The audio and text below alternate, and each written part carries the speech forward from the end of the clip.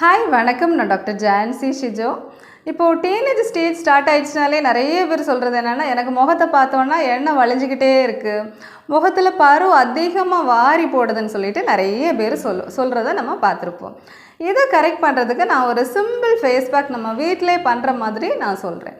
First Multani மட்டி அப்படின்னு சொல்லுவோம். முல்தானி மட்டின்னா நம்ம நேச்சுரலாக கிடைக்கக்கூடிய ஒரு க்ளே.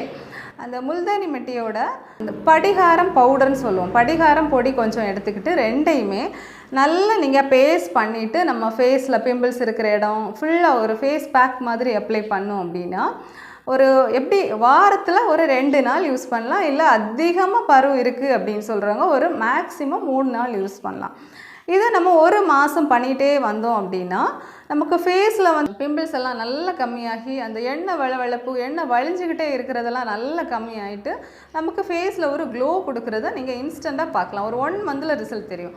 அது ரெண்டாவது பேக் பார்த்திங்கன்னா நம்ம முல்தானி மட்டியோட கொஞ்சம் கஸ்தூரி மஞ்சள் ஆட் பண்ணிவிட்டு கொஞ்சம் ஒரு டீஸ்பூன் அளவுக்கு நமக்கு வேப்பிலை பொடி கிடச்சிச்சின்னா அந்த 3ஐயுமே பேஸ்ட் பண்ணிவிட்டு ஃபேஸில் அப்ளை பண்ணோன்னாலும் உங்களுக்கு அதே மாதிரி தான் ஒரு 1 மந்தில் உங்களுக்கு ரிசல்ட்டு தெரியும். இது எப்போவுமே இந்த முல்தானி மட்டி யூஸ் பண்ணுறது ஒரு 2 நாள் மேக்ஸிமம் 3 நாள் தான் யூஸ் பண்ணும். டெய்லி கண்டிப்பாக முல்தானி மட்டி பேக் வந்துட்டு யூஸ் பண்ணக்கூடாது.